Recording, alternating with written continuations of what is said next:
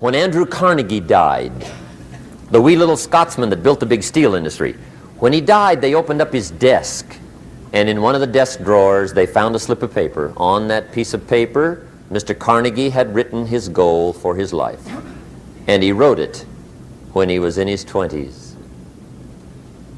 And on that piece of paper, it said, "I'm going to spend the first half of my life accumulating money. I'm going to spend the last half of my life giving it all away." What a goal. He got so inspired by that goal that the first half of his life he accumulated $450 million. And the last half of his life he gave it all away. Good question tonight. What's got you turned on? What's got you bombed out of sight to get up early and stay up late and hit it all day? Next question. What's got you turned off? When I found the answers to those two questions, my life exploded into change. I finally found out what had me turned off, and I got that cured. And then I got me a long enough list of reasons to turn me on. And once the lights went on for me, age 25, they've never gone out. I've fallen out of the sky a few times, but I've never lost that drive to make something unique out of my life. See, reasons altered my whole life. Now, there's another list of reasons called nitty-gritty.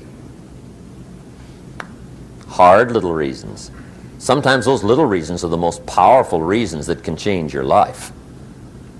Sometimes it doesn't take much. I now carry several $100s in my money clip. It's only a few $100s, but it was one of those reasons turned my life around. Just before I met Mr. Schoaf, I heard a knock at the door. I go to the door, and there's a little girl standing there about this tall selling Girl Scout cookies. And she gave me one of the finest sales presentations I've ever heard. Special deal, several flavors, this whole package of stuff, $2. And with a big smile, she very politely asked me to buy. And I wanted to. Big problem. I'm broke. I don't have $2. And to this day, I can remember the pain and the embarrassment. I'm a father, I'm a husband, I've been to college, I'm working, I'm 25, I don't have $2. And I didn't want to tell her that for some reason. So I did what I thought was next best. I lied to her. I said, "Hey, look, I've already bought lots of Girl Scout cookies. I've still got plenty stacked in the house," which was not true. But it seemed to get me off the hook for the moment. She said, "Well, gosh, that's wonderful. Thank you very much." And she went away. When she left, I closed the door, and that was the day I said to myself, I don't want to live like this anymore. I've had it with lying, and I've had it with being broke. I'm never going to let this happen to me ever again. I promised that day I would work as hard as possible and would always carry plenty. It took me a little while, but now I do. It was one of those reasons. And I guess I carry plenty for two reasons. One is the way it makes me feel, but also in case I bump into another Girl Scout selling cookies. Right? I'm ready.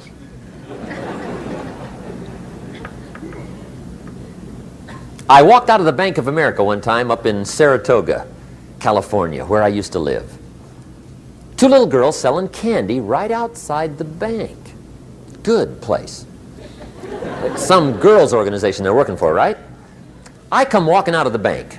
This first little girl walks up to me. She said, "Mister, would you like to buy some candy?" I said, "I probably would." "What kind is it?" She said, "It's almond roca."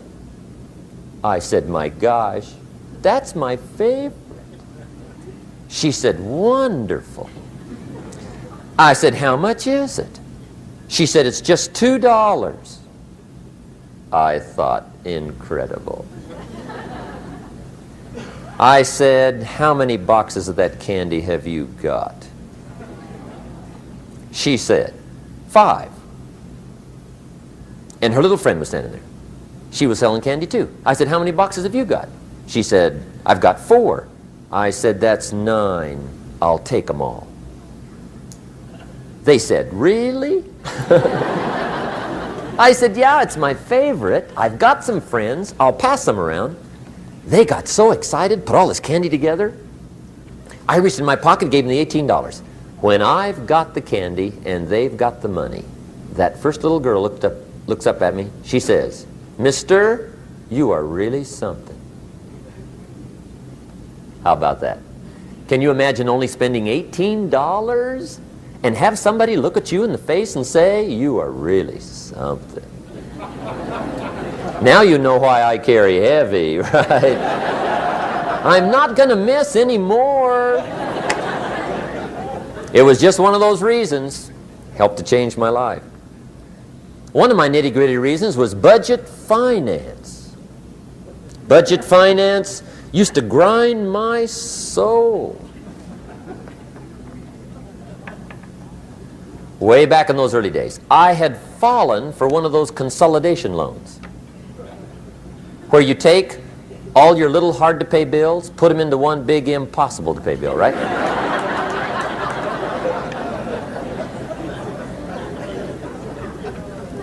I would get 4 or 5 payments behind. This one guy used to call me day and night. I don't think they're allowed to do that anymore. Harassed me. Threatened to run me in front of the judge. Threatened to ruin my credit. Threatened to embarrass my family. One day he said, we're going to come get your car, drag it rear end up down the street in front of your neighbors. The guy even called me a flake. And back in those days, I'm broke, I'm pitiful, there's nothing I can do about it. But I never forgot how the guy treated me.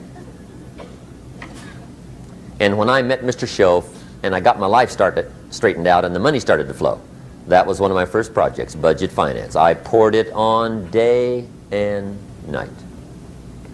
I finally put all the money together I owed him, which was considerable. I picked a day for the payoff. And when the payoff day came, I put the money in small bills in a big briefcase. And I walked into the budget finance office on Wilshire Boulevard in Los Angeles. The guy who harassed me so often, his desk was about 3 back. I walked right up to his desk, startled him. He wondered what I was doing there. It was the first time I'd been there since I'd borrowed the money, right? Without saying a word, I opened up this briefcase, dumped this pile of money all over his desk. I said, count it. It's all there. I will never be back. And I turned around and stormed out. Now, that might not be noble, but if you haven't tried it, you've got to one time.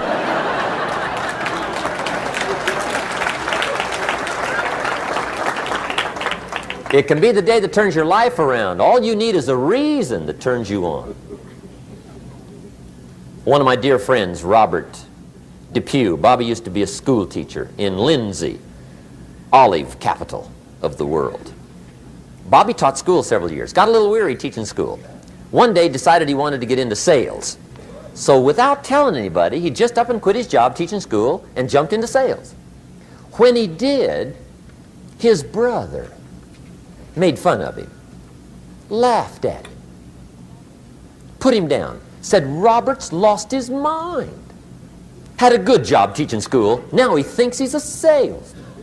He's going to go down the drain, lose everything. Just put him down something fierce. Bobby said, the way my brother acted when I got into sales, he said that made me so mad, I decided to get rich. And my question for you tonight is it possible to get that mad? Of course. Wealth is not a matter of intelligence. It's a matter of inspiration. Today, Robert happens to be one of my millionaire friends. Bobby's rich.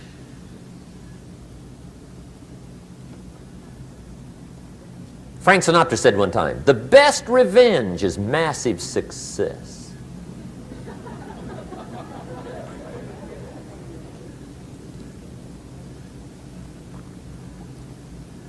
Hey, get you a long enough list of reasons so that after tonight you never lack for inspiration.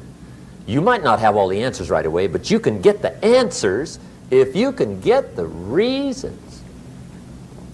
Now let me give you a little simple formula for goal setting.